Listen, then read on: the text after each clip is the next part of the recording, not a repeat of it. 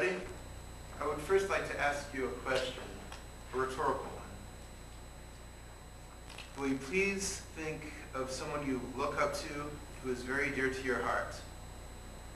You would do anything for this person, this very special figure in your life.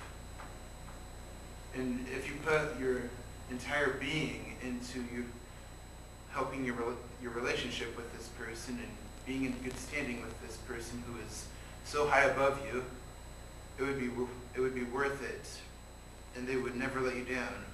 Right? Wrong. I would like to incite the words of a great man who I personally admire, and he is Gotham's DA Harvey Dent. You either die the hero or live long enough to see yourself become the villain. Today I would like to talk to you about the People's Temple, how it began, how it functioned, and its decline and horrible end.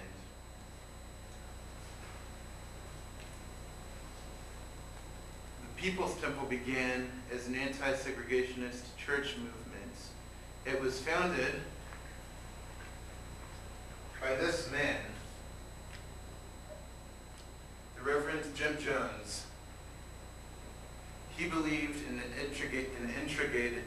integration in the church system, and he came from Indianapolis, which was, you probably know, the Klan capital of the world.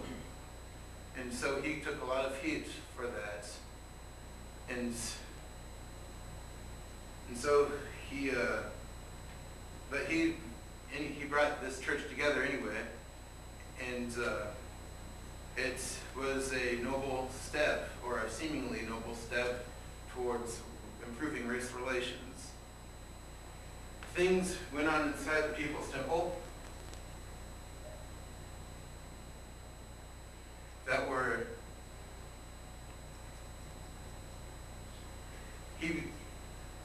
absolutely amazing. But it all began with Jim Jones. And as a boy, James Warren Jones had been recognized by his mother as a religious messiah, unquote. That was a quote from History Today, which was published in 2006. It was an article. He had conflicts with the racist church system of Indianapolis, so he formed his own church, and there was vandalism that went on. And he was the first white male in Indianapolis to adopt minorities as children. He had 2 Asians and an African American, which he named James Warren Jones Jr.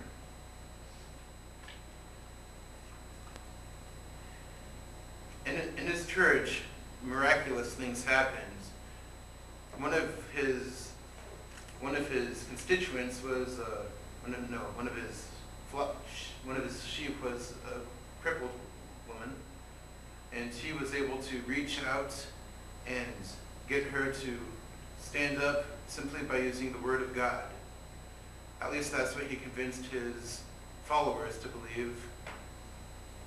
But it turned out later on that she was one of the secretaries that he dressed up in a wheelchair and set up in a wheelchair to fool the congregation.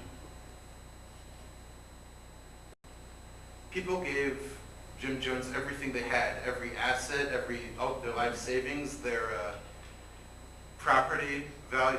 They sold their property and gave him the money from it, and they even gave him custody of their children. But nevertheless, he got enough followers after he moved to San Francisco that he was able to get enough to be influential in the election of Mayor George Moscone, and therefore was appointed to the San Francisco Housing Commission. He was political figures posed with him. First Lady Rosalynn Carter got together with him for a picture, a photo opportunity.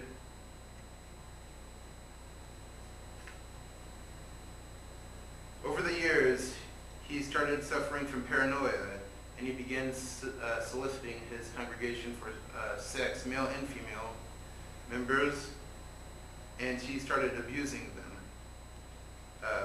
When the temple members got fed up with the abuse, the congressman started investigating his actions. So he took his people down to Guyana, where he formed a religious compound called Jonestown. When Congressman Leo Ryan heard that the congregation was being held against the will, he went down there to investigate, and in turn, Jones had his entire congregation commit suicide.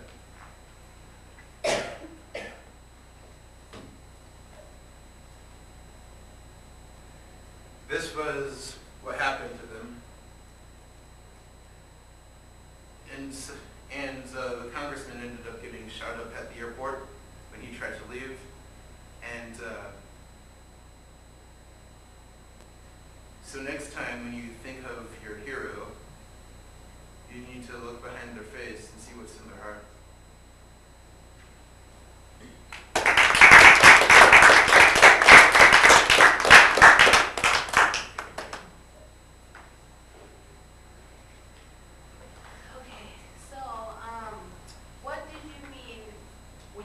Clan capital. I wasn't quite sure what that meant.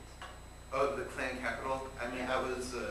that was one of the heaviest concentrated areas in the United States where the Ku Klux Klan gathered. And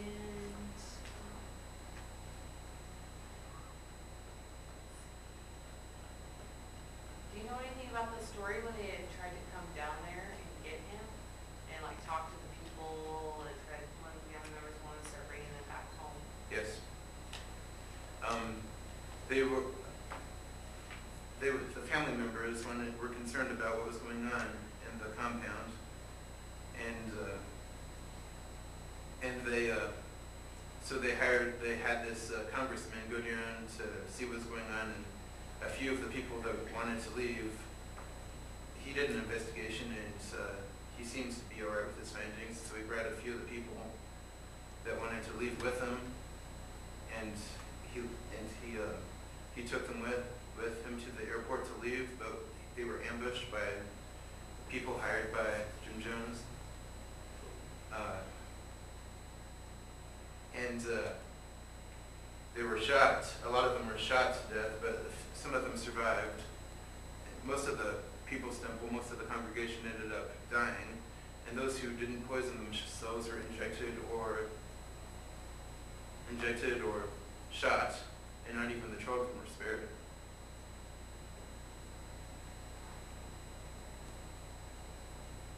Questions from everybody? I have one. What was the method you used in the group of people that the last visual that you used to carry out a genocide of such a large group? What did they use to kill all those people? Well, two things. He used their absolute devotion to him, because he was able to manipulate things so efficiently that he just had them drink poisoned. Well, it's actually disputed whether it was poisoned Kool-Aid or a different brand Febuary, but he had them drink the poison, and most of them did so quite willingly because he was their hero. But the ones who didn't were either shot or injected. And my second part of that question is, was there any speculation at all with some people where that everybody was like full of knowledge that what was happening, or was it like some kind of mystery and trying to hide what he was trying to actually carry?